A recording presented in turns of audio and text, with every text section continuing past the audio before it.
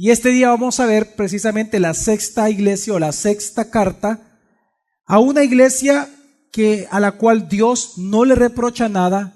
Jesús no le dice nada absolutamente reprochable, sino que por el contrario ejerce una gran alabanza. Vamos a hablar de la iglesia de Filadelfia y por eso que el sermón se titula Filadelfia, la iglesia fiel a la palabra de Dios. Y es que precisamente esta es una iglesia que sobresale de las demás porque una alabanza tan fuerte que Dios da precisamente a esta iglesia como a ninguna otra proviene precisamente del hecho de que era una iglesia que guardaba la palabra de Dios. La iglesia ubicada en la ciudad de Filadelfia. Vamos a leer la palabra de Dios, Apocalipsis capítulo 3, versículos 7 al 13, que es toda la carta donde vamos a estar en esta mañana. Dice así la palabra del Señor. Escribe el ángel de la iglesia en Filadelfia. Esto dice el santo, el verdadero, el que tiene la llave de David, el que abre y ninguno cerrará, y que cierra y ninguno abre. Yo sé tus obras.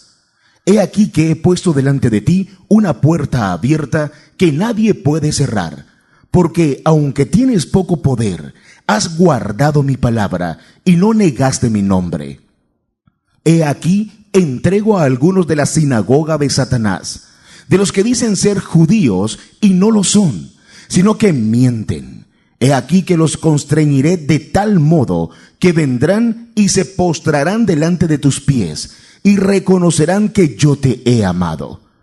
Por cuanto has guardado la palabra de mi paciencia, yo también te guardaré de la hora de la prueba que está a punto de venir sobre el mundo entero, para probar a los que moran en la tierra. Vengo pronto. Retén firme lo que tienes, para que ninguno tome tu corona. Al que venza, lo haré columna en el santuario de mi Dios, y nunca más saldrá fuera. Y escribiré su nombre, el nombre de mi Dios, y el nombre de la ciudad de mi Dios, la nueva Jerusalén, la cual desciende del cielo de mi Dios y mi nombre nuevo. El que tiene oído, oiga qué dice el Espíritu a las iglesias. Y nosotros vamos a seguir la misma estructura que el mismo pasaje nos sugiere con respecto a la carta. Vamos a hablar acerca de quién es el remitente, luego vamos a hablar quién es el destinatario, el que recibe la carta, y luego vamos a hablar acerca de ya del cuerpo de la carta, lo que es la alabanza que Dios hace sobre esta iglesia, luego las promesas o las recompensas que les da por su obra, luego hablamos del mandamiento santo que Dios les da, luego vamos a hablar de las promesas a aquellos vencedores que surjan del cumplimiento de este mandamiento, y por último pues vamos a hablar acerca de lo que el mensaje general que Dios nos da con respecto a esta carta. Así que sean bienvenidos una vez más a esta serie, a este servicio, y yo le pido a Dios que Dios nos pueda hablar en nuestro corazón, ya que el mensaje precisamente que le da a esta iglesia es de los más especiales y más claros, invitación de Dios para nosotros como iglesia también. Vamos a responder entonces, la primera pregunta es ¿quién es el remitente de esta carta? Y dice Apocalipsis capítulo 3 versículo 7 de la siguiente manera. Escribe al ángel de la iglesia en Filadelfia. Esto dice el santo, el verdadero, el que tiene la llave de David, el que abre y ninguno cerrará, y que cierra y ninguno abre. Si usted se da cuenta, siempre que Dios le ha escrito las cartas a estas iglesias que mencionan Apocalipsis, usted se puede dar cuenta que Él habla siempre con descripciones diferentes acerca de sí mismo. En esta ocasión nosotros vemos 3 descripciones que Él hace de sí mismo. Dice, ¿esto dice quién? El santo, número 2, el verdadero, número 3, el que tiene la llave de David.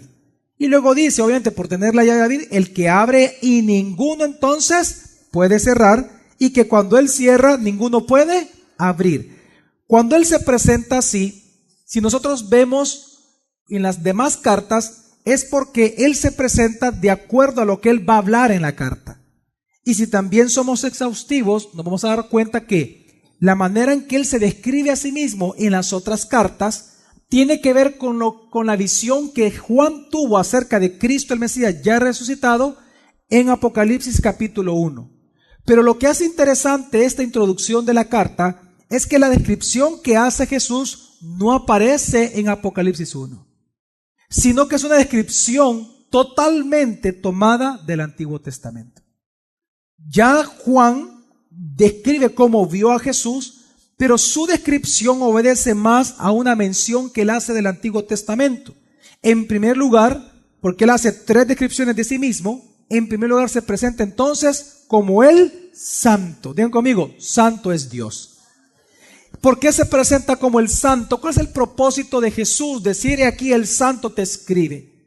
Y es que cuando él habla la palabra Santo, recordemos, él está hablando que él es aparte de nosotros. Es decir, cuando la Biblia habla de que Dios es un Dios santo, y cuando Jesús dice aquí que él es santo, él claramente él está hablando de que él es aparte de todo pecado. Él es tan santo que él está apartado de toda corrupción.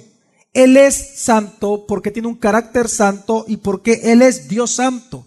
Él tiene un carácter inmaculado, intachable. Santo, santo, santo es él. Amén.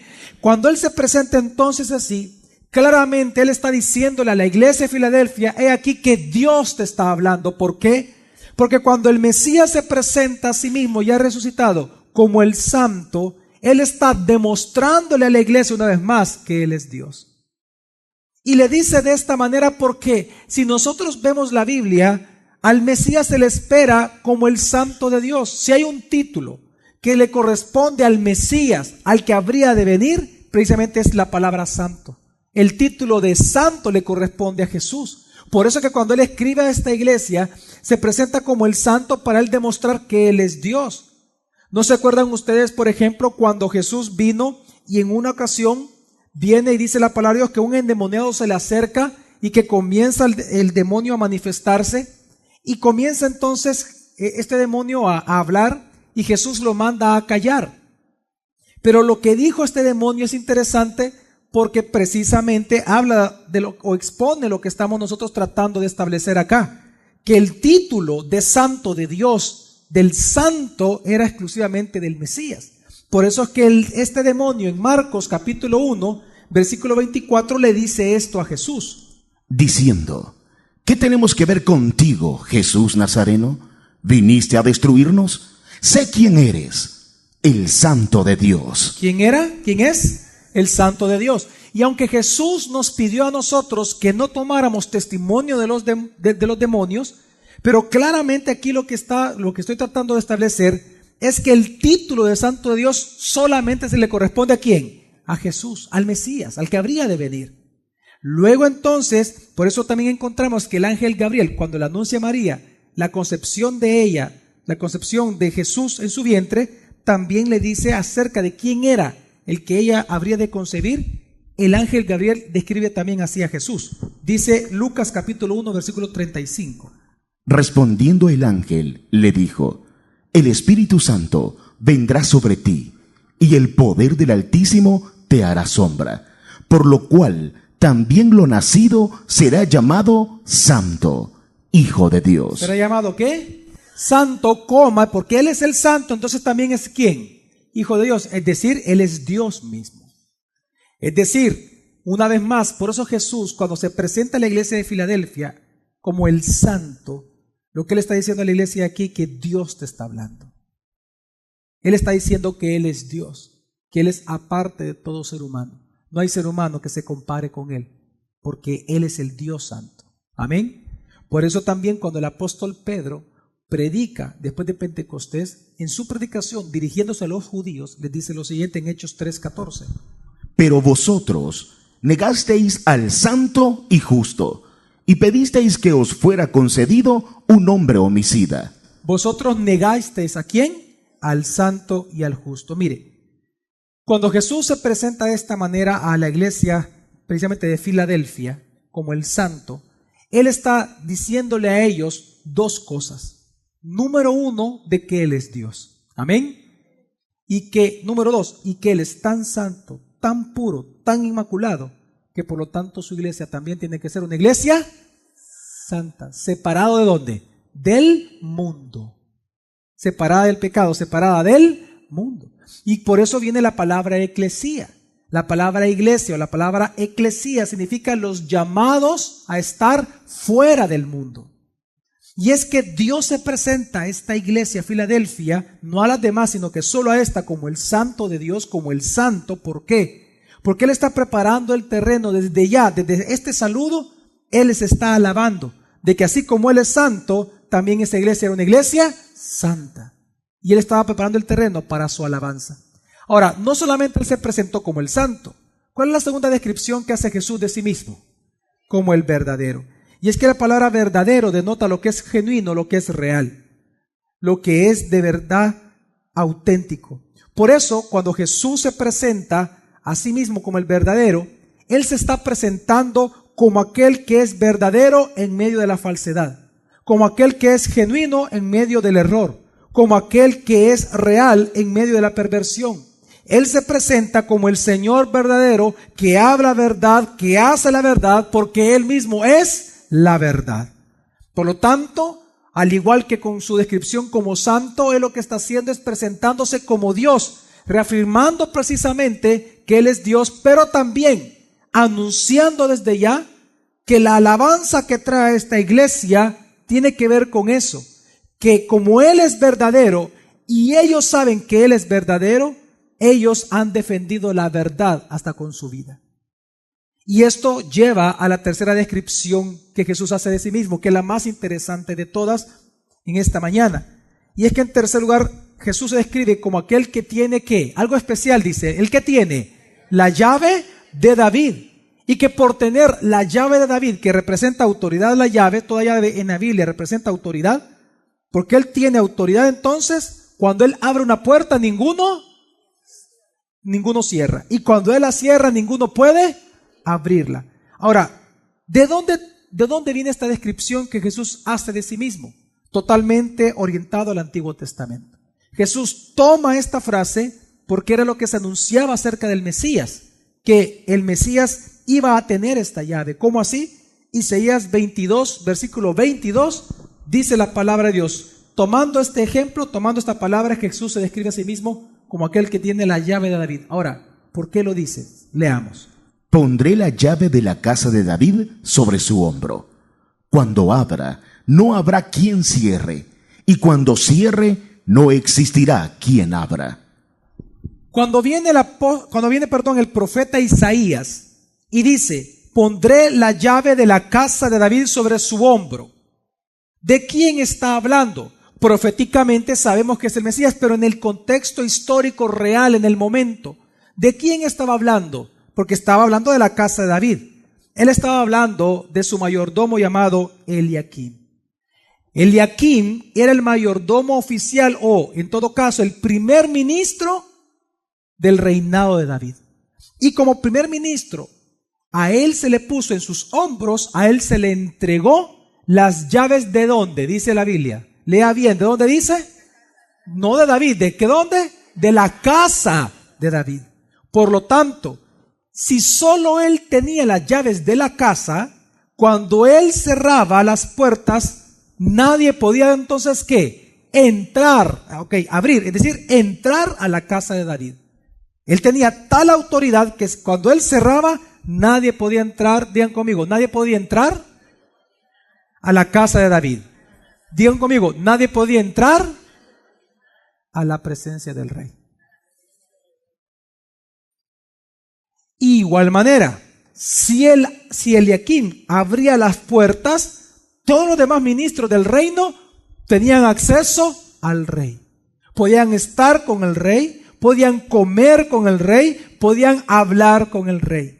Pero si él no abría, nadie podía abrir. Y si él abría, nadie podía cerrar. Porque él era la autoridad para eso. ¿Me voy a explicar, familia? Entonces, ¿qué está diciendo Jesús cuando se presenta como aquel que tiene las llaves de la casa de David?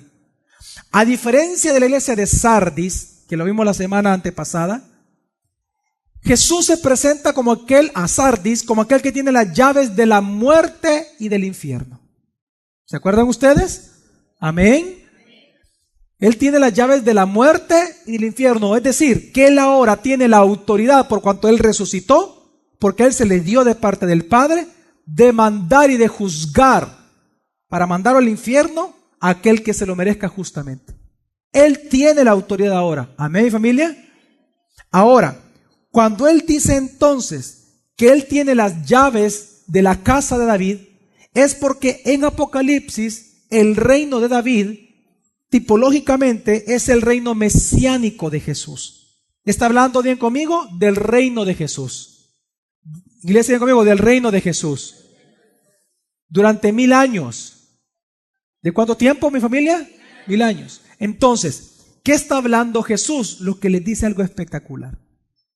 Lo que Él está diciendo es lo siguiente: que por cuanto Él es Dios, Él es Cristo, Él es santo y Él es verdadero, cuando Él resucitó, a Él se le entregaron las llaves de la casa de David, es decir, las llaves de la salvación, la entrada al reino de Dios. Por lo tanto, por cuanto Jesús es la puerta, amén, la puerta de entrada al cielo, y por cuanto solo Él tiene la llave de esta puerta, cuando Él le abre la puerta a alguien para la salvación, nadie la puede cerrar.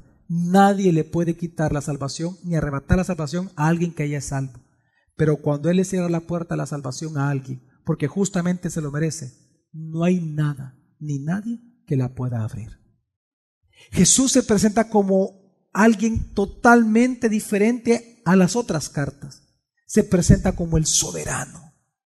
Y Él les comienza a decir que Él tiene tal soberanía ahora. Él es tal Dios santo y verdadero que ahora al que Él quiera, Él le abre la puerta a la salvación. Amén. Y una vez abierta, no hay nada, ni la vida, ni la muerte, ni lo alto, ni lo profundo, ni nada cosa creada puede evitar ni puede cerrar la puerta de la salvación cuando Jesús mismo se la ha abierto a usted o al que Él quiera.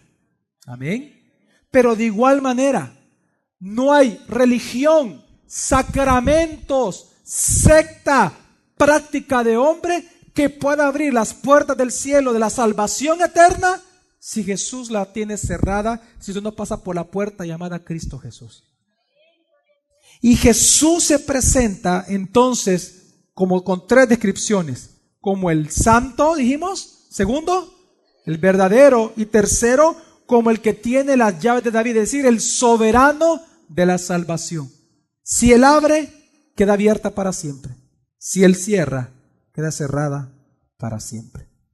Por lo tanto, cuando Él se presenta de esta manera, Él comienza su carta preparando el corazón de los de Filadelfia. ¿Por qué? Porque cuando Él se presenta así claramente, Él no viene con unas palabras de juicio, sino que Él viene con palabras de premiación, viene con palabras de admiración, viene con palabras de alabanza, porque se presenta como el santo, verdadero y soberano Dios a una iglesia que era santa y verdadera y que defendía la soberanía precisamente de Dios.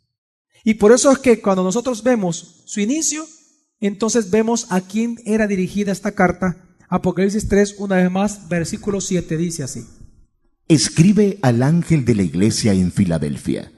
Esto dice el santo, el verdadero, el que tiene la llave de David, el que abre y ninguno cerrará, y que cierra y ninguno abre. Cuando Él dice, escribe al ángel de la iglesia en Filadelfia, ¿a qué iglesia le estaba escribiendo el Señor? De la ciudad de Filadelfia. Vamos a empezar un poco con la iglesia. Mire, al igual que las demás iglesias de Apocalipsis, exceptuando Éfeso, nosotros vemos que las iglesias de Apocalipsis no podemos definir exactamente la fecha en que fueron fundadas. Sí la de Éfeso, pero no las demás. Lo que sabemos es que fueron fundadas mientras Pablo estuvo en su estadía por 3 años, precisamente en la ciudad de Éfeso. Cuando él llega a esta ciudad, lo que hoy es Turquía, ¿verdad? Él comienza en Asia Menor a llevar el evangelio por toda la región. Ahí precisamente es donde surge esta iglesia en la ciudad de Filadelfia. Ahora, como iglesia, era una iglesia muy especial, porque al igual que Esmirna, que tuvo sus mártires, incluyendo a su obispo llamado Policarpo, ¿se acuerdan ustedes? Ok, en el siglo I, siglo II ya, precisamente cuando en esta misma época en que Policarpo muere, también murieron otros cristianos de la iglesia de Filadelfia.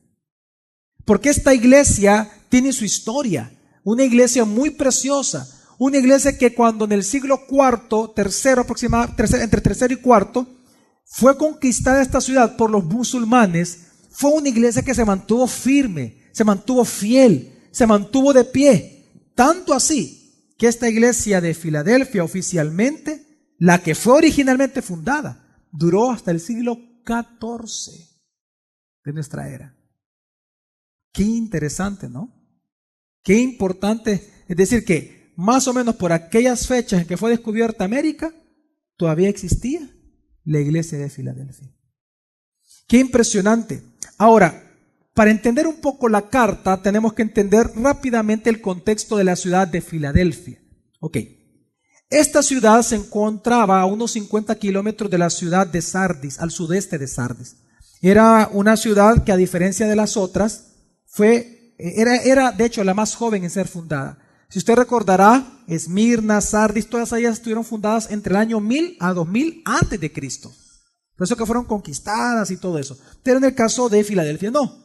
Fue una ciudad ya fundada por el Imperio Romano, ya fundada por los mismos griegos, precisamente en una zona montañosa sobre aproximadamente unos 800 a 900 metros sobre el nivel del mar.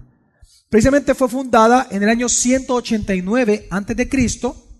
y se cree que fue fundada por uno de estos dos reyes que fueron hermanos, Eumenes de Pérgamo o su hermano Atalo II. Ahora, el nombre de Filadelfia viene del apodo que le decían a Atalo II, que precisamente el apodo de él era Filadelfo, porque el nombre Filadelfo o la palabra Filadelfo significa el amado hermano. Lo que pasa es que Atalo II era tan fiel a su hermano precisamente Eumenes, que se le dio el apodo de él, el hermano amado. Entonces, este mismo apodo de Filadelfo se le pasa a la ciudad y ahí comenzó a ser llamada la ciudad de Filadelfia. Ahora, esta ciudad es interesante su origen, porque como fue la más joven, la pregunta es ¿por qué la crearon? ¿Por qué hicieron toda una ciudad en este lugar? Y la intención fue muy clara. La intención de fundarse la ciudad de Filadelfia era para convertir esta ciudad en el centro de la cultura griega y del idioma griego para el mundo. Es decir, la intención de los creadores, de los fundadores precisamente, era que Filadelfia en ella se concentrara o fuera el centro misionero mundial del helenismo. Recuerde que a la filosofía griega, a toda su cultura, impregnada en las diferentes naciones y pueblos, mientras fue la conquista romana, se fue estableciendo, a ese pensamiento filosófico y de vida y cultural se le llama el helenismo. ¿Amén? Ok, entonces, la ciudad de Filadelfia fue creada para ser el centro misionero. Era una ciudad de dormitorio, donde la gente estos jóvenes o adultos, vivían ahí un par de años, eran enseñados, eran culturizados, eran adoctrinados y luego eran enviados a las diferentes regiones conquistadas a establecer toda la cultura y el pensamiento griego. ¿Me voy a explicar? Y entonces Filadelfia era un centro mundial de la cultura griega y del idioma. Por lo tanto, era una ciudad muy próspera. Claro, el billete iba para la ciudad, para formar a sus propios pensadores, a sus propios misioneros. Entonces era una ciudad muy próspera. Y también parte de su prosperidad es porque su geografía le permitía convertirse en una ciudad donde principalmente vivían de la producción de la vid. Es decir, ellos producían vino y todo el resultante de la vid en general. Ahora, la más grande debilidad geográfica de esta ciudad era que era una zona volcánica. Y nosotros entendemos qué pasa en una zona volcánica. ¿Qué es lo que sucede? Hay mucho ¿qué? Terremotos, temblores. Y esto pasaba en Filadelfia. Había muchísimos terremotos. De hecho, varios terremotos importantes en Filadelfia están registrados precisamente en la historia. Y bueno, para contarle un poco, de hecho, el nombre de Filadelfia en su momento fue cambiado de Filadelfia a Neocesarea o Nuevo César, en honor a Tiberio César. Tiberio César ya es un emperador que aparece en el Nuevo Testamento. Porque en el año 17 después de Cristo, cuando Jesús tenía 18 años, hubo precisamente un terremoto en Filadelfia que destruyó la ciudad. Entonces Tiberio César manda a reconstruir la ciudad y en honor a él, ya que su nombre era César, Tiberio César, se le daba este nombre y título, precisamente viene y se le llama Nueva Cesarea, precisamente a esta ciudad de Filadelfia. Ahora, esta ciudad sobresalía por diferentes cosas, no solamente por ser un centro misionero, sino que también por su adoración. Al tener la cultura griega, tenían que tener su adoración precisamente panteísta. Pero principalmente ellos adoraban 3 dioses. Adoraban a Atenas o Artemisa, que ya hemos hablado bastante de eso, y también por ser productores de vino, adoraban al dios de la pichinga. ¿Ok? Al dios del vino. Adoraban al dios del relajo, ¿verdad? Al dios de la fornicación, del alcohol, ¿verdad? ¿Cuál era ese? ¿Se acuerdan ustedes su nombre? Baco, de donde viene la palabra bacanal. O el nombre que se le da también el dios falso, Dionisio. El otro nombre, Baco o Dioniso, es exactamente lo mismo. Ellos adoraban estos dioses, pero también tenían una gran cantidad de templos para los demás dioses diferentes, incluyendo al Imperio Romano. Ellos adoraban a los Césares. Por lo tanto, escuche esto. Todos los años, los ciudadanos de Filadelfia, ¿dónde tenían que ir para darles un certificado de adoración? ¿Se acuerdan ustedes? Para ellos tener un certificado de adoración, ¿dónde tenían que ir ellos? A los templos donde estaban precisamente adorando al Imperio Romano, cuyo dios principal era el César.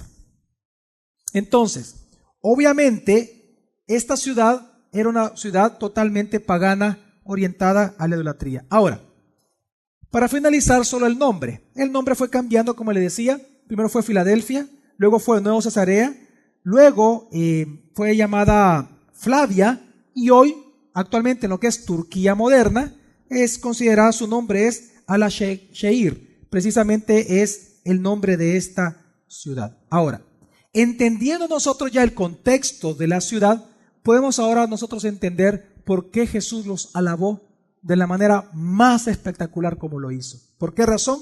Vamos entonces al propio mensaje de la carta. ¿Cuál es el mensaje? Apocalipsis 3, del 8 al 11, vamos a ver las 3 alabanzas que Jesús les da por estas 3 obras que ellos hacían constantemente en una ciudad como esta, Filadelfia.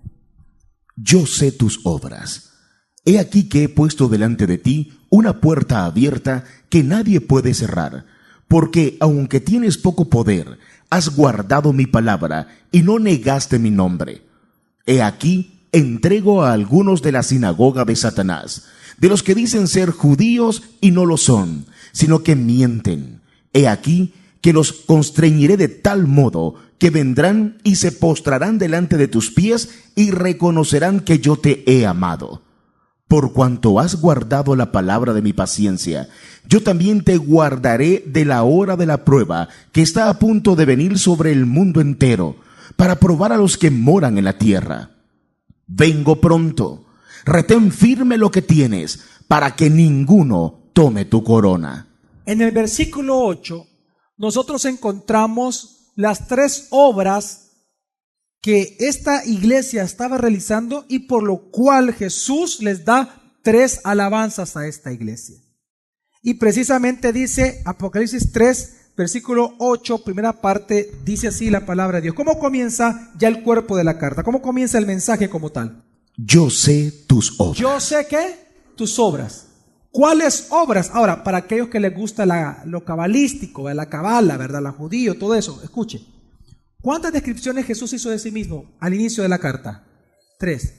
¿Cuántas alabanzas Dios va a darles a ellos? 3. Y vamos a ver que las promesas que les da en recompensa por estas 3 obras son 3. Interesante. Vamos a ver estas 3 obras que hacen, porque le dice, yo sé tus obras. ¿Cuáles obras? 3 obras en específico. 3 alabanzas. Lee, por favor. He aquí que he puesto delante de ti una puerta abierta que nadie puede cerrar, porque aunque tienes poco poder. La primera alabanza que Jesús les da a ellos es que ellos tenían poco ¿qué? Poder. Pastor, ¿y eso es alabanza? Sí, claro que es alabanza. No es un comentario peyorativo. Jesús no se estaba burlando de ellos. No es algo negativo que Jesús decía, sino que Jesús les dice lo siguiente, para terminar la idea. Jesús les dice, yo sé que ustedes tienen poco poder, pero aunque tengan poco poder, ustedes han guardado mi palabra y no han negado mi nombre. La alabanza que él hace es que ellos tenían poco poder. Ahora la pregunta es, ¿por qué les dijo que ellos tenían poco poder? Porque Jesús estaba refiriendo a que ellos eran muy pocos en número. Era una iglesia muy pequeña en una ciudad muy grande. Lo que estaba pasando en esta ciudad de Filadelfia es que al ser una ciudad de paso, una ciudad de algunos años nada más de residencia, los que se convertían precisamente luego se tenían que ir de la ciudad. Entonces la iglesia, los que ahí realmente residían eran muy pocos. Era una ciudad muy pequeña, era una iglesia muy pequeña. Eran cristianos muy pocos en número. Pero la alabanza en eso consistía. ¿En qué? En que aun siendo pocos en número, ante la tal vastedad de pensadores e intelectuales de la época residiendo y preparándose ahí para ser misioneros del helenismo en el mundo, ellos no negaron nunca el nombre de Jesús y siempre guardaron la palabra. En otras palabras, ellos eran poco en poder por ser pocos en número, pero eran fuertes espiritualmente y muy fuertes en la fe. Amén, mi familia. Y esto mismo es lo que nosotros vemos en alabanza que Jesús le hace a Pablo. Cuando Pablo, por ejemplo, viene y le pide a Dios que le quite, 3 veces le pidió que le quitara el aguijón de su carne, ¿se acuerdan ustedes? ¿Qué fue lo que Jesús le respondió a él? Leamos lo que dice, lo que Jesús le dijo, 2 Corintios 12, del 9 al 10. ¿Qué le dijo Jesús directamente a Pablo? Y me ha dicho, bástate mi gracia. ¿Por qué? ¿Por qué a él tenía que bastarle la gracia, como también a la iglesia de Filadelfia, aun siendo pocos, solo le bastaba la gracia? ¿Por qué? Porque el poder se perfecciona en la debilidad. Por tanto, gustosamente me gloriaré más bien en mis debilidades, para que resida en mí el poder del Mesías. Porque tú tienes poco poder, le dice a Filadelfia. Es decir, que era una iglesia débil en número. Porque tú tienes poco poder. Por lo tanto, había debilidad. Pero Jesús dice aquí, Pablo, Dios dice, por tanto, gustosamente me gloriaré más bien ¿en dónde? Iglesia, ¿en dónde? Digan conmigo, gustosamente me gloriaré. Digan conmigo, en mi poco poder. ¿Entiende usted? Está hablando del mismo tema.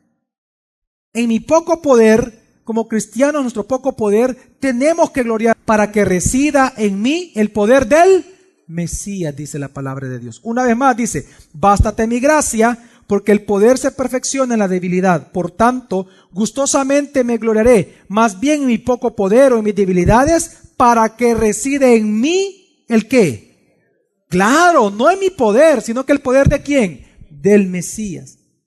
Y entonces viene Pablo y dice algo espectacular. ¿Qué es lo que está hablándole Jesús? Su alabanza al ser Filadelfia es lo que vamos a leer.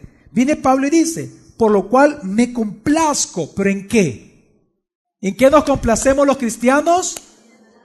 Ahora, ¿cuáles son estas debilidades que Pablo se complacía? Ahí vienen. Ahorita viene la lista, dice, por lo cual me complazco en las debilidades. ¿Cuáles, Pablo? En afrentas, en necesidades, en persecuciones, en angustias por causa del Mesías, porque cuando somos débiles para enfrentar estas cosas, entonces ¿qué? Soy fuerte. Mire, usted es fuerte o débil para evitar sufrir en esta vida.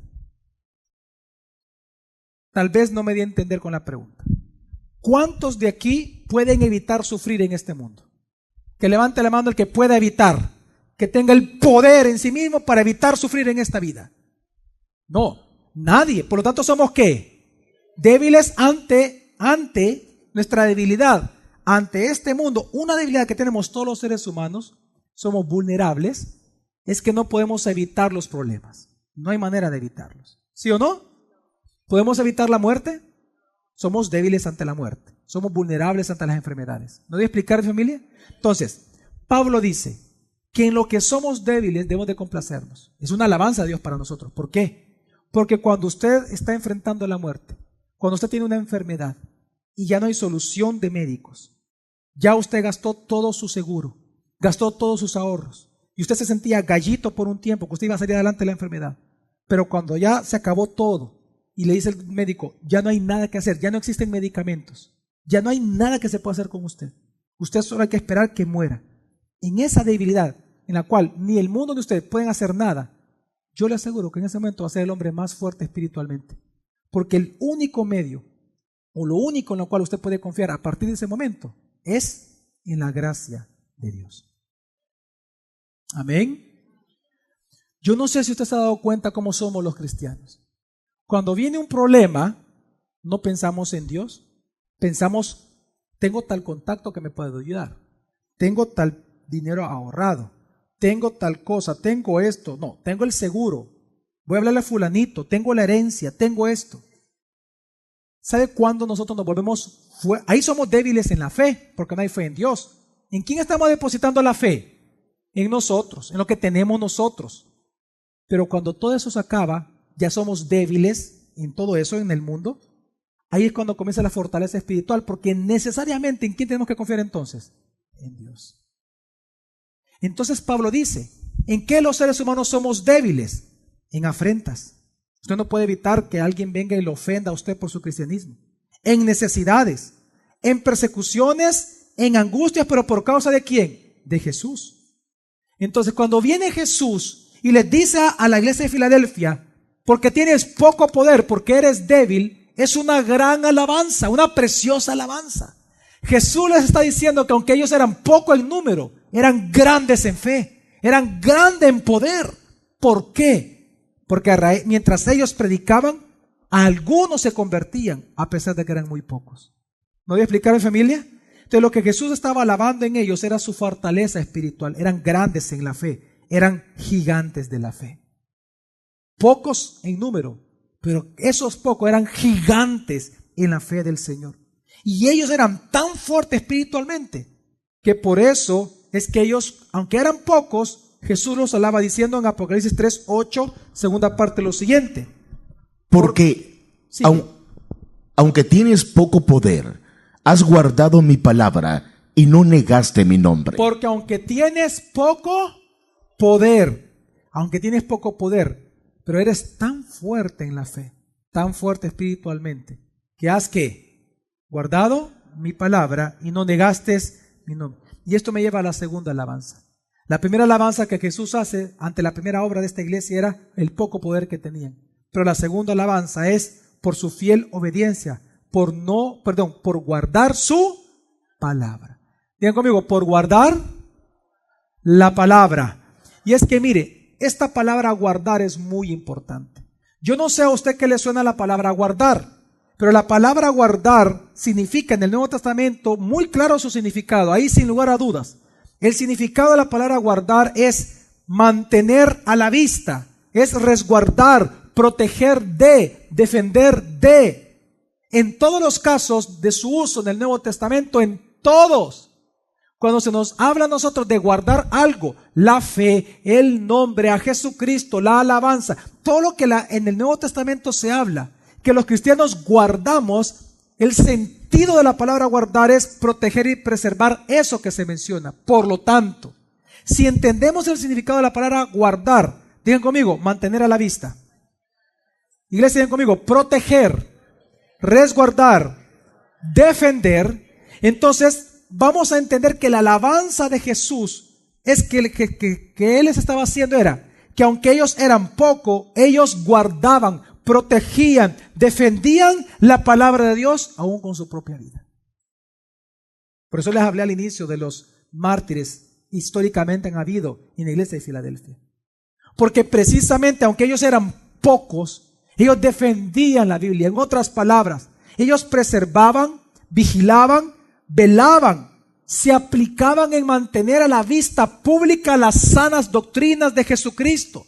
Ellos se encargaban de defender la palabra de Dios no adulterada, las enseñanzas de Dios, las sanas bíblicas, doctrinas bíblicas sanas de la palabra, todo el tiempo, aún con su vida misma. Ellos todo el tiempo, históricamente, se encargaron de preservar la palabra. Ahora, la pregunta es, pastor, ¿pero de qué la defendían? Porque si Jesús les dice, les alaba, que ellos guardaban la palabra, es porque tenía que haber un ataque contra ellos. Porque no vamos a guardar la palabra si no hay alguien de la cual guardar. ¿Me voy a explicar? La pregunta es entonces, de quien la defendían, de quien la resguardaban, ante quienes ellos la tenían que mantener viva y eficaz la palabra. Por eso leímos versículos 9 y 10. Porque lo que estaba pasando es que tanto los judíos como en general todos los inconversos de Filadelfia ejercían una gran persecución sobre la misma, sobre los cristianos de esta ciudad. Vamos a leer Apocalipsis 3, de 9 al 10, para entender de quiénes ellos guardaban la palabra o la defendían. He aquí, entrego a algunos de la sinagoga de Satanás, de los que dicen ser judíos y no lo son, sino que mienten. He aquí que los constreñiré de tal modo que vendrán y se postrarán delante de tus pies y reconocerán que yo te he amado. Por cuanto has guardado la palabra de mi paciencia, yo también te guardaré. Lo que estaba pasando realmente en la iglesia de Filadelfia es que, al igual que la iglesia de Esmirna, cuando lo leímos, los cristianos, aunque era una pequeñísima comunidad de creyentes en Filadelfia, ellos se enfrentaron muy duras y múltiples actos hostiles de parte de los judíos y en general de todos los inconversos de la ciudad.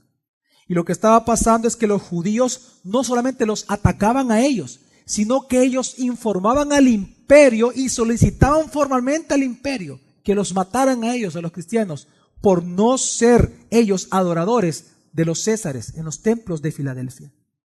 Lo que una vez al año tenían que hacer, ¿se acuerdan ustedes? Una vez al año iban, en familia tenían que ir a adorar a César, a la estatua de César, y se les daba un certificado de adoración. Y el que no lo tenía, mire, entonces los judíos se encargaban de ellos ir y decirle al imperio: mira, mi vecino es cristiano, no adora a César, mátalo. Y entonces los judíos atacaban tanto a esta iglesia, aunque eran pocos en número, no les bastaba que fueran pocos, sino que querían su destrucción total. Por eso es que Dios les llama que ellos se congregaban en la sinagoga ¿de quién? De Satanás. Porque quiero que entienda algo: todo judío que persigue a la iglesia cristiana, es lo que está hablando acá, precisamente a ellos Dios les llama que ellos no se congregan en una sinagoga de Dios, sino en una sinagoga ¿de quién? De Satanás. Porque la voluntad de Satanás quieren hacer que es su padre, el padre de ellos. ¿Cuál? Matar a los cristianos. Porque Satanás siempre ha sido un homicida desde el principio, dice la Biblia, lo dijo Jesús. Y es que usted tiene que entender algo, mire, los judíos buscaban matar a los cristianos y por eso Dios los llamó a ellos hijos del diablo. Es más, ni siquiera existía todavía la persecución, pero por perseguirlo a él Jesús mismo les dijo a sus compatriotas, obviamente porque él nació siendo judío, ¿no? Culturalmente Jesús era judío, pero obviamente él era hijo de Dios, Dios mismo. Pero culturalmente él mismo, a los de su cultura, ¿qué les dijo? ¿Cómo les llamaba Jesús a ellos? ¿Hijos de dónde? Espérese, vamos a hacer algo.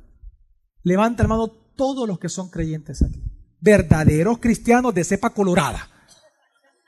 Levante la mano. Los que son cristianos lavados por la sangre del Cordero. Ok, espero que usted lea la Biblia. Amén, así me llega, con la Biblia arriba, está bueno. Una pregunta, vamos a ver si es cierto que la lee. Vea, ¿cómo Jesús le llamaba a los mismos judíos que lo perseguían a él, que lo querían matar? Hijos del diablo. Vosotros sois de vuestro padre el diablo. Sepulcros hipócritas. ¿Sabe por qué le digo esto? Porque quiero que entendamos algo. Usted debe de entender que todos los judíos, hasta el día de ahora, ponga atención, todos los judíos en el mundo, hasta el día de ahora, son judíos porque lo son culturalmente, ¿sí? En segundo lugar, son ceremonialmente judíos y por consanguinidad, o sea, por sangre, ¿son qué? Judíos. Pero espiritualmente, ante los ojos de Dios, no son judíos ya. Ellos ya no son el pueblo de Dios. ¿A quién se le da el título una vez resucita Cristo como la nación santa, pueblo adquirido de Dios? ¿A quién se le da el nombre de pueblo de Dios? A la iglesia. ¿A quién Jesús va a defender? A la iglesia. Y a estos, a los que Pablo le llamó perros mutiladores del cuerpo, a los mismos judíos, Él siendo judío de sangre, les llama perros mutiladores del cuerpo. ¿Por qué? Porque ellos no les bastaba ver a los cristianos, sino que el problema es que los querían ver muertos.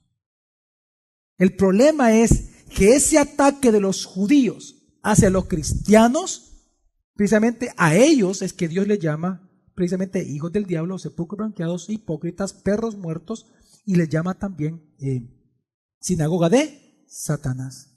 Mire, usted tiene que entender algo.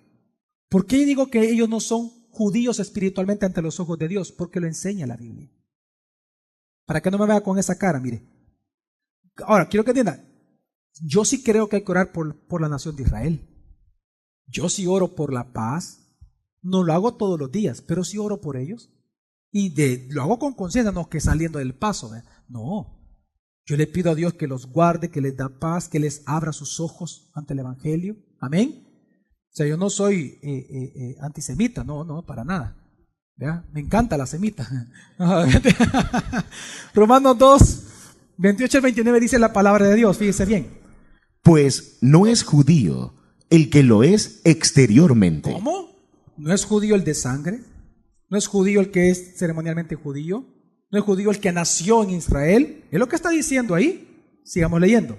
Ni es circuncisión la que aparece exteriormente en la carne, sino que es judío ante los ojos de Dios el que lo es en lo interior, y la circuncisión es la del corazón, por el espíritu, no por la letra, cuya aprobación no proviene de hombres, sino de Dios. ¿Entiende usted? No es que Dios se haya olvidado de su pueblo Israel, no. Lo que pasa es que estamos en la era de la iglesia, señores. Amén. Y nosotros somos su pueblo adquirido, injertados, participantes de la promesa desde Abraham. Amén. No se olvide de eso. Nosotros participamos de la promesa desde Abraham. Lo que pasa es que no somos judíos de sangre. Por eso es que luego en Romanos 9, 6 al 8, reafirma Pablo mismo diciendo esto. Oiga bien. No que la palabra de Dios haya fallado. No, para nada. Porque no todos los descendientes de Israel son Israel. Wow. Ni porque son descendencia de Abraham, son todos hijos. Hijos de Dios. No porque todos vengan de Abraham, significa que son hijos de Dios. ¿Quiénes son los hijos de Dios entonces? Sino, en Isaac te será llamada descendencia. Es decir, no son los hijos de la carne los que son hijos de Dios, sino que los hijos de la promesa son considerados como descendencia. Amén, mi familia. Entonces, cuando viene Jesús y les da el elogio a esta iglesia de Filadelfia, que les dice que ustedes han guardado mi palabra teniendo poco poder, lo que Jesús se estaba refiriendo era que ante tal ataque feroz de estos judaizantes, que no solamente les bastaba con verlos, sino que querían la muerte de los mismos cristianos, ante ese ataque feroz, ellos se mantuvieron defendiendo la Escritura. Se mantuvieron defendiendo la deidad de Jesús. Se mantuvieron defendiendo y exponiendo y manteniendo firme a la vista de ellos mismos que Jesús era Dios y que la salvación solamente viene a través de Él. Amén. Ellos defendieron la Biblia con su vida. Y precisamente la historia por eso registra, la historia de esta iglesia registra, claro, como llegaron hasta el siglo XIV, claro que tenemos vastedad, tenemos bastante historia de esta iglesia y encontramos una gran cantidad de mártires. Porque es interesante que aún, ni cuando los musulmanes llegaron a conquistarlos a ellos, a la región de Filadelfia, ni aún ellos se echaron para atrás. La historia demuestra ahí entre el siglo III y IV que ellos se mantuvieron firmes en la fe. Pero esto me lleva a una pregunta para usted y para mí. Si Dios este día viniera a darle una alabanza a usted, ¿por qué lo alabaría a usted Dios? ¿Acaso Dios pudiera alabarlo a usted de que a pesar de tener poco poder, usted realmente es un defensor de la verdad? Dios pudiera elogiarlo. Póngase a pensar, sea sincero con usted mismo. Al día de ahora, Dios pudiera elogiarlo a usted de que usted defiende, protege, hace notar con sus amigos, con sus socios, hace notar la Biblia. La pone por encima de toda plática, aunque le llamen religioso. ¿Acaso usted defiende, protege, hace notar, explica, ama, resguarda, busca preservar la palabra y sana palabra de Dios ante tanta idea perversa, vana y loca que hay en nuestra nación? Porque los de Filadelfia sí lo hacían. Y les mereció una gran alabanza, nada menos que de Dios, no de los hombres. ¿Dios pudiera alabarlo a usted así? ¿Cree usted que Dios lo alabaría hoy si usted recibe una alabanza de Dios? ¿Acaso usted defiende, ama, resguarda, hace notar, pone a la vista de la gente? Cuando usted está en una reunión social con sus amigos, ¿usted hace valer la Biblia? Cuando le invitan a chupar, ¿acaso usted aprovecha el momento para decirle a sus amigos, ¿sabes qué? Tú estás mal. No me invites a eso, tú estás mal. Ante la fornicación, ante la solicitud de fornicar de su novia, de su novio como una prueba de amor, ¿usted defiende la palabra? Y mire, no me refiero que si usted, escuche bien esto, no me refiero que si usted en las reuniones sociales, usted habla de la Biblia. No, la pregunta es si usted habla la Biblia. Porque hablar de la Biblia no es lo mismo que hablar la Biblia. Como para un pastor, predicar de la palabra no es lo mismo que predicar la palabra. Señores, no es lo mismo. ¿Quién no habla de la Biblia usted? Hasta el inconverso habla de la Biblia. Bueno, ¿y el Jesús histórico, pues? Los musulmanes hablan de la Biblia. Hablan de Jesús. Los testigos de Jehová hablan de la Biblia. Los mormones hablan de la Biblia. Los hechiceros en El Salvador hablan de la Biblia. Los espiritistas en El Salvador hablan de la Biblia. Pero no es lo mismo hablar la Biblia, defender la Biblia, resguardar la Biblia, predicar la Biblia, proclamar la Biblia. De eso es lo que yo le estoy preguntando a usted. En sus reuniones de trabajo, en sus reuniones sociales. Es que es muy fácil decirle a la gente, no, yo soy cristiano. Ah, está bueno, eres cristiano, chévere.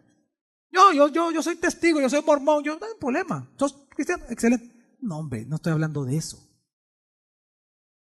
La pregunta es si usted habla la Biblia, vive la Biblia y defiende la Biblia. ¿Acaso Dios pudiera a usted darles alabanza? Pastores que pudieran estar aquí,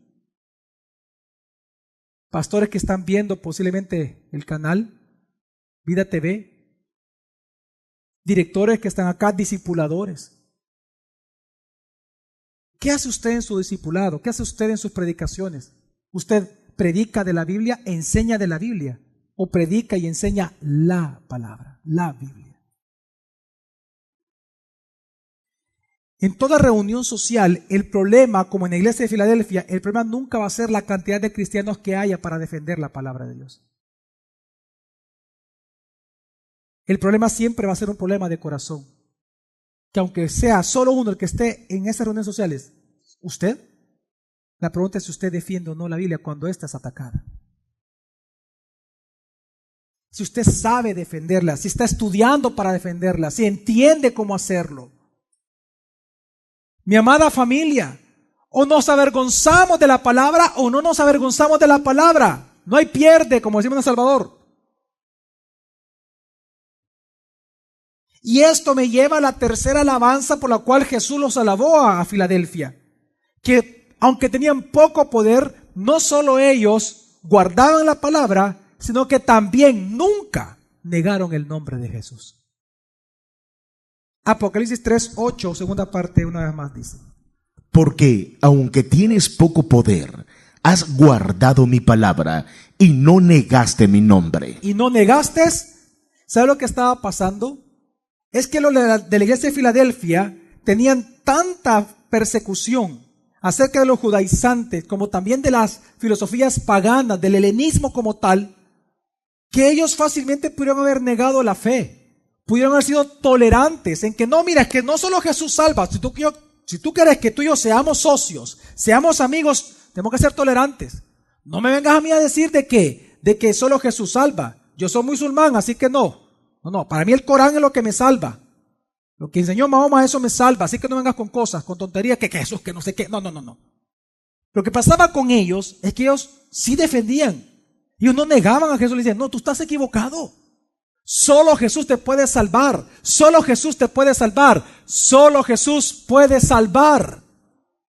El espíritu de esa consigna, solo Jesús salva, era lo que ellos hacían todos los días ante las filosofías helénicas y ante los judaizantes que los perseguían. Lo que ellos hacían era defender que no solo Jesús era Dios, sino que solo es Dios Salvador, que solo en Él hay salvación. ¿Cuál es el nombre de Dios en la Biblia que es sobre todo nombre? Jesús. El nombre de Jehová queda en segundo lugar, queda por debajo del otro nombre. ¿Por qué? Porque nadie en el nombre de Jehová jamás se salvó.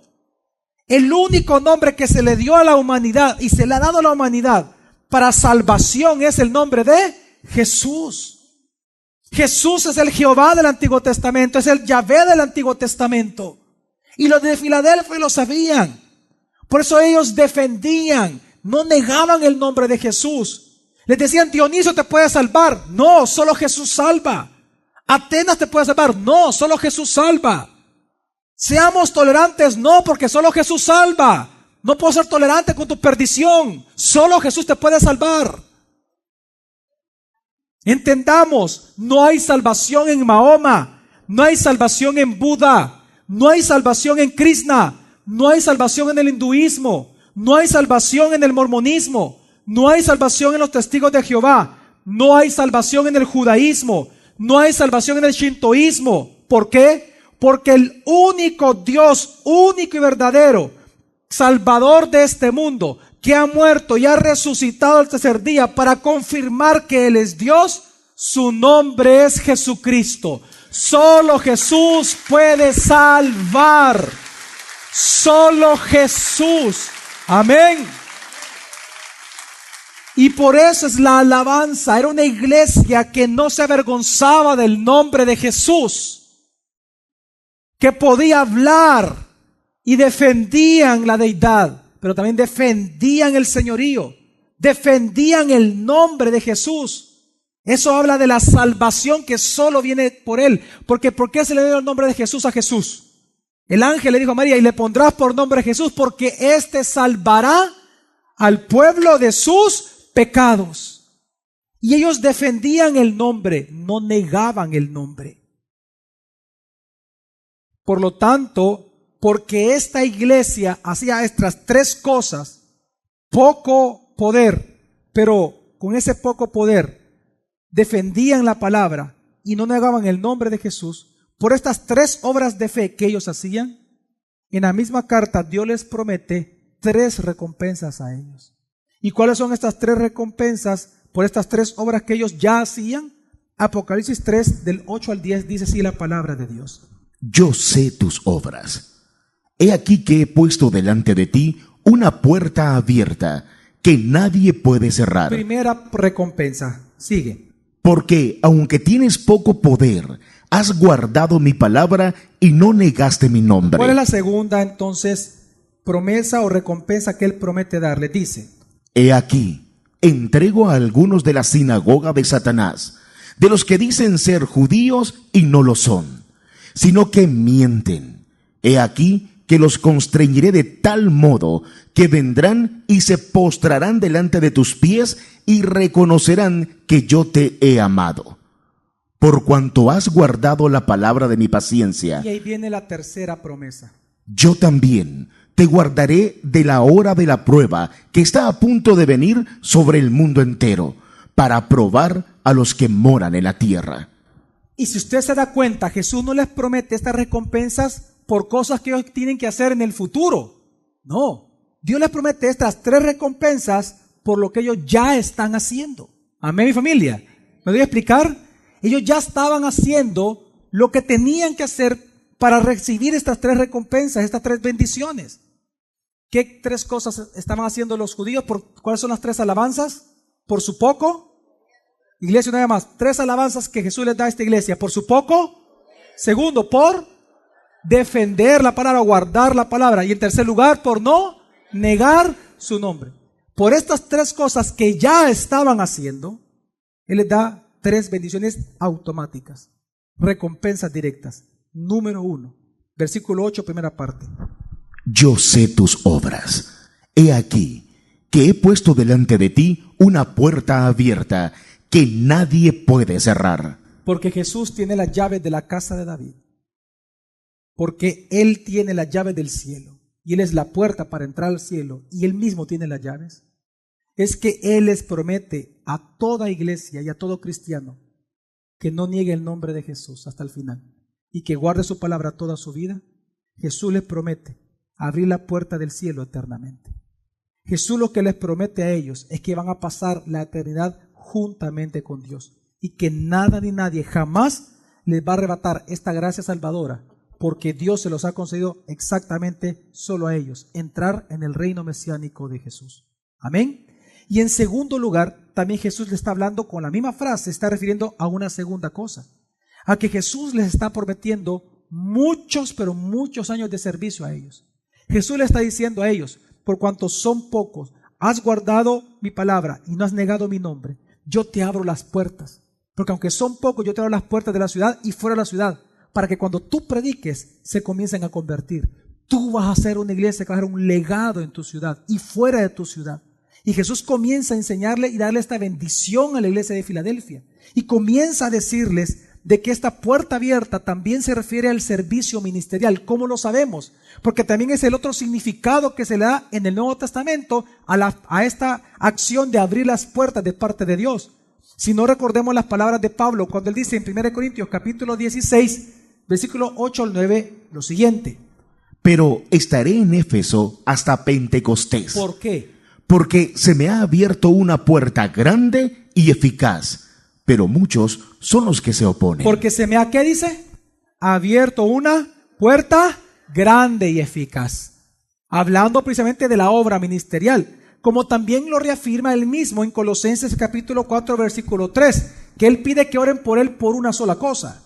Orando al mismo tiempo también por nosotros, para que Dios nos abra puerta para la palabra, a fin de hablar el misterio del Mesías. Así que Jesús no solamente les promete que ellos iban a estar eternamente en el cielo, entrada directa al reino mesiánico y con eso la eternidad, sino que también Jesús les promete de par en par que les ha abierto una puerta para que la palabra que ellos prediquen corra por todo Asia Menor. Amén, familia. Que así como esa ciudad en los planes de los hombres había sido como un centro misionero para el helenismo, hoy va a ser un centro misionero para la verdadera obra de Dios, para el cristianismo. Una gran promesa, una gran recompensa por ser fieles a la palabra, por no negar el nombre, por tener mucho valor y fe. Segunda promesa o segunda recompensa que Jesús les promete a ellos, versículo 9, dice así. He aquí, entrego a algunos de la sinagoga de Satanás, de los que dicen ser judíos y no lo son, sino que mienten. He aquí que los constreñiré de tal modo que vendrán y se postrarán delante de tus pies y reconocerán que yo te he amado. Qué especial promesa la que Dios les da a ellos, recompensa. Les dice, iglesia de Filadelfia, hijos míos, hermanos míos, sé que ustedes, sé sus obras, sé que están sufriendo y siendo perseguidos. Sé que son muy pocos, pero por cuanto no han negado mi nombre siendo pocos, teniendo poco poder, y han guardado mi palabra, voy a hacer que ustedes vean algo con sus ojos. A esos mismos que los están persiguiendo a ustedes, a algunos de ellos, yo los voy a constreñir el corazón. Y ellos llegarán a los pies de ustedes. A los que antes perseguían, hoy yo los voy a humillar en los pies de ellos mismos. Y es que cuando Jesús habla de llevarlos a los pies de la iglesia, está hablando de una posición de humillación. Dios les prometió a ellos, como recompensa a su fidelidad, a ser obedientes ellos a la fe, a la palabra, que los mismos perseguidores se iban a convertir por la misma palabra de ellos predicando, y que iban a estar a los pies en arrepentimiento ante los ojos de Dios, y que aquellos que antes los perseguían, hoy iban a ser sus hermanos. ¡Qué gran recompensa! Qué gran recompensa ver la conversión de los judíos. Es que mire mi familia, si algo es especial ver, yo no sé si alguna vez lo ha visto, es la conversión de verdaderamente de un judío. Es espectacular. Yo no estoy hablando de aquellos salvadoreños que se llaman judíos. No, estoy hablando del judío de verdad, de cepa colorada. Que su linaje es intachable, viene de mamá y papá de siglos siendo judío. Viene de la línea de Abraham. Qué especial es la conversión de ellos. Qué impresionante es la conversión de un judío.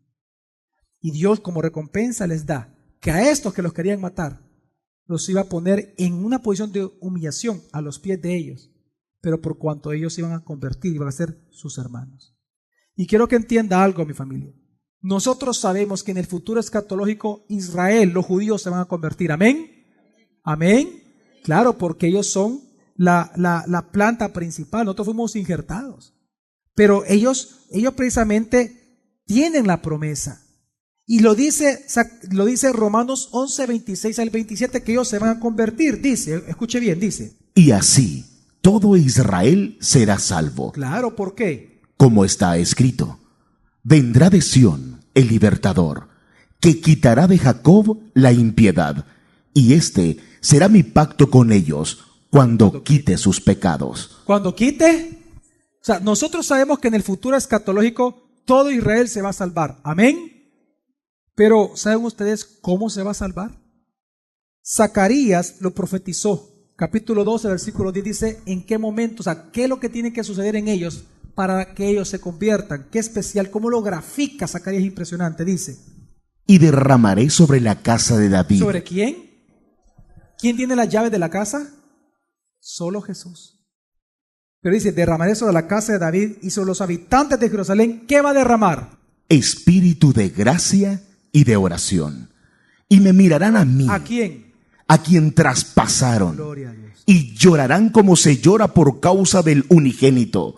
Y se afligirán por él, como quien se aflige por el primogénito. Va a haber un día en que los judíos van a abrir sus ojos y van a ver al traspasado, al que fue crucificado. Y llorarán ese día y clamarán a él como el unigénito de Dios. Y ese día Dios los va a salvar a todos.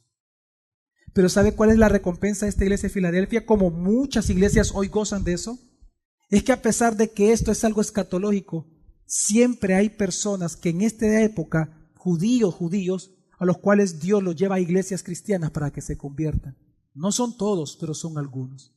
Y lo que estaba pasando con Filadelfia, que aunque sabemos que ellos se van a salvar escatológicamente, la recompensa es que ellos iban a ver en su propia comunidad pequeña la conversión de los mismos perseguidores judíos. ¿Me voy a explicar a mi familia? Ellos iban a darse cuenta de cómo Dios puede salvarlos a ellos. Y esto me lleva a la tercera promesa que les hace que Dios, la tercera recompensa que Dios les promete a la iglesia de Filadelfia por cuanto defienden la palabra y no han negado su nombre. Dice el versículo 10. Por cuanto has guardado la palabra de mi paciencia, yo también te guardaré de la hora de la prueba que está a punto de venir sobre el mundo entero, para probar a los que moran en la tierra. Jesús dijo algo y avisa algo al mundo, que va a venir pronto la hora de la prueba, que va a venir sobre el mundo entero. Pronto vendrá la prueba para el mundo entero. Pronto vendrá, comenzará el día de la ira del Señor. Amén. Y todas las naciones serán juzgadas. Amén. Pero ¿cuál entonces es la promesa para la iglesia de Filadelfia? ¿Cuál es la promesa para aquellos que guardan la palabra y que no niegan su nombre? Que Él los va precisamente a salvar de esta gran tribulación que viene al mundo. En otras palabras, Jesús está hablando de lo que nosotros llamamos, y la Biblia le llama el arrebatamiento. Jesús está hablando claramente del arrebatamiento, donde la Biblia nos enseña que cuando comience esta tribulación, la iglesia va a ser arrebatada, va a ser llevada a los cielos y no va a sufrir precisamente esta persecución. Claro, yo entiendo que hay tres posturas con respecto al arrebatamiento. Algunos dicen que es antes de la tribulación, de los 7 años, otros dicen que es en medio de la tribulación y otros dicen que es al final de la tribulación. Pero este pasaje claramente sugiere que va a ser antes de la tribulación. Y Jesús les promete como recompensa a ellos que ellos no van a pasar. Es una recompensa, no lo merecen, pero va a ser una recompensa por la obra de ellos. ¿Cómo sabemos que existe el arrebatamiento, pastor? Porque lo dice Juan capítulo 14, del 1 al 4. Lo vemos también en 1 Corintios 15, del 51 al 54. Lo leemos en 1 Tesalonicenses 4, del 13 al 17 y en otros versículos más. Entonces, lo que enseña Jesús es que por cuanto ellos hacen estas tres obras, por cuanto tienen poco poder, pero han guardado la palabra y no han negado su nombre, les da tres recompensas, les promete tres recompensas. ¿Cuáles son? La primera de ellas, una puerta abierta. Número 2, la humillación y la conversión de sus perseguidores. Y en tercero, el arrebatamiento antes de la tribulación.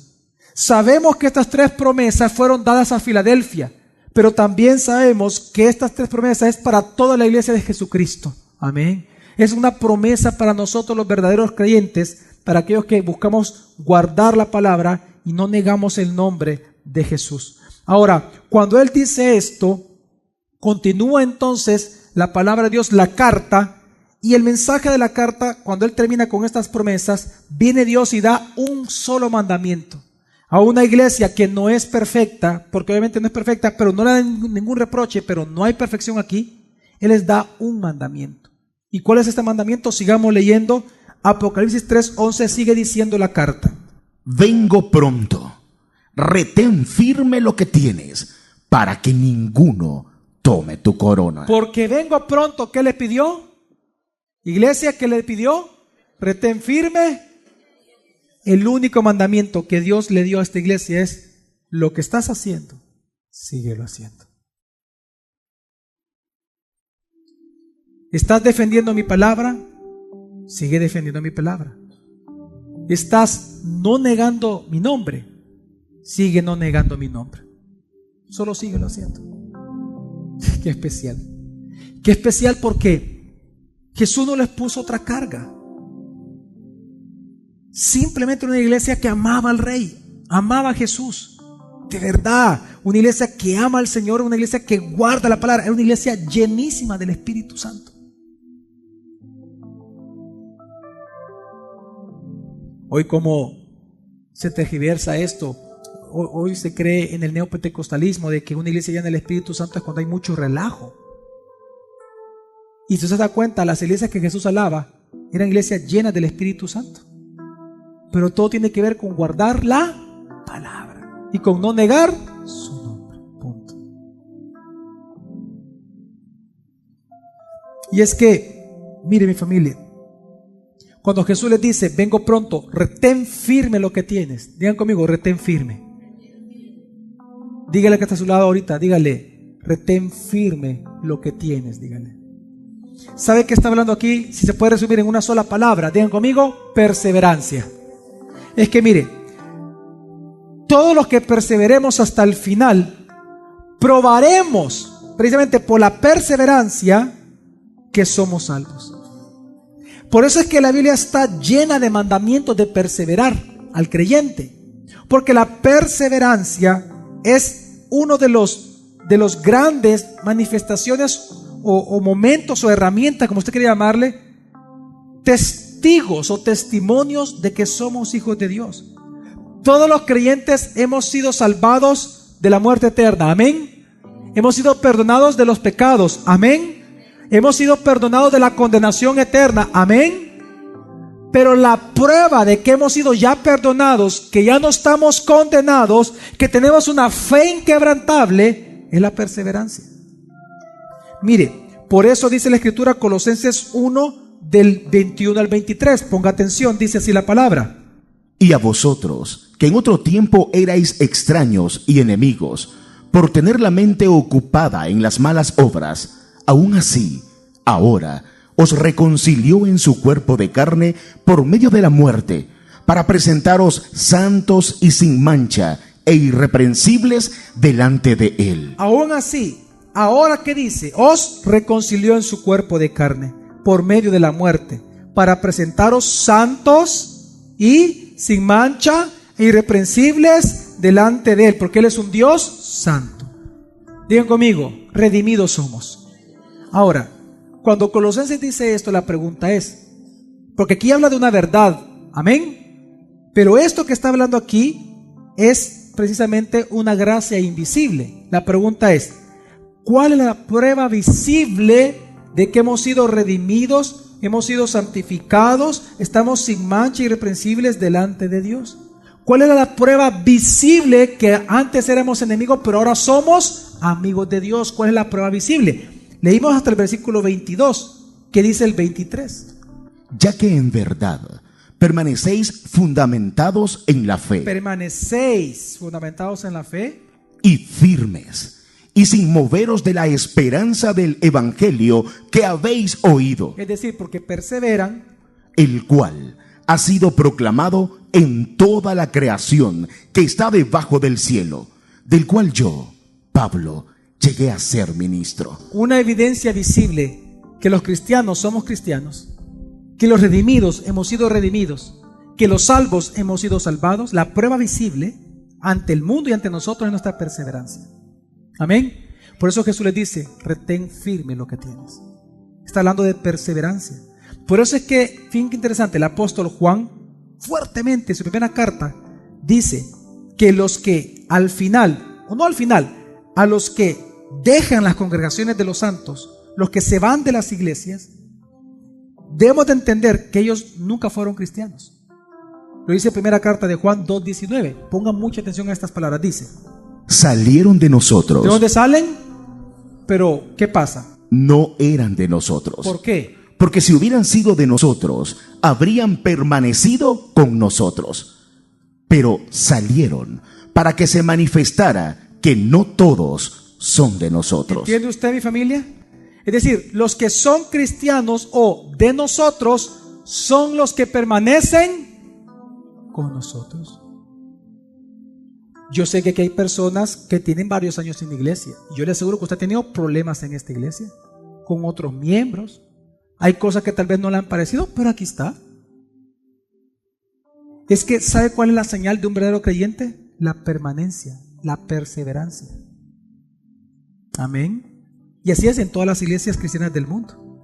Entonces, cuando Jesús le dice a ellos, retén lo que tienes, y fíjense bien que lo que les dice, retén firme lo que tienes, para que ninguno tome tu corona, está hablando para que se muestre quiénes son los verdaderos creyentes al final. Ahora, ¿qué pasa, pastor, si alguien retiene firme lo que tiene y cumple con el mandamiento? Dios da entonces otra serie de promesas, pero para el que retiene firme lo que tiene. ¿Cuáles son estas promesas? Sigue diciendo para finalizar, Apocalipsis 3 del 12 al 13 dice, al que venza, lo haré columna en el santuario de mi Dios, y nunca más saldrá fuera. Y escribiré sobre él el nombre de mi Dios, y el nombre de la ciudad de mi Dios, la nueva Jerusalén, la cual desciende del cielo de mi Dios, y mi nombre nuevo. El que tiene oído, oiga qué dice el Espíritu a las iglesias. Al inicio dice, al que venza, ¿qué dice?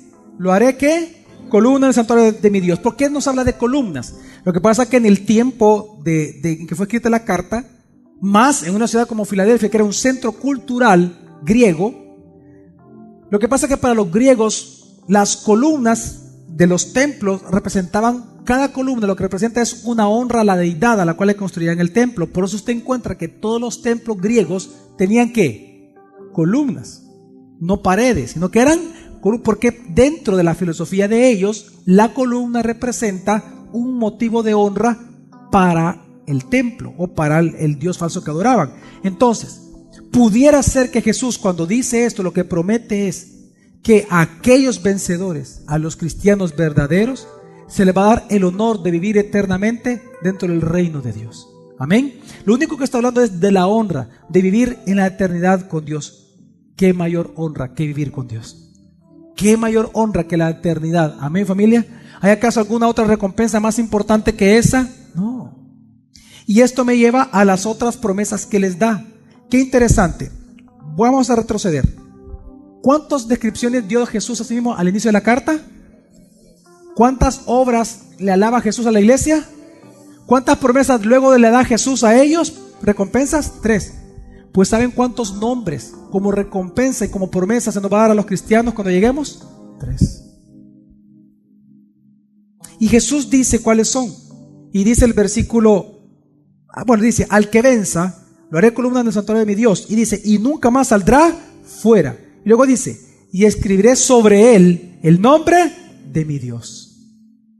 Y es que, y espero no ofenderlo a usted con el ejemplo que le voy a dar, pero quiero que entienda a lo que se refiere Dios acá. Si usted fuera ganadero, tuviera mucho ganado, ¿cómo usted lo puede diferenciar su ganado del demás? Se marcan, se sellan, ¿con qué? Con hierro en la piel. Es una marca que queda para siempre. ¿Sí o no? ¿Sí? Ok. Quiero que entienda que lo que está diciendo Dios es algo muy lindo y muy, muy hermoso. Dice la Biblia que cuando nosotros lleguemos al cielo, Él nos va a sellar a nosotros con 3 nombres. El primero con el nombre con el nombre de su Dios. El nombre de Jesús va a estar impreso en nosotros. ¿Sabe qué significa eso?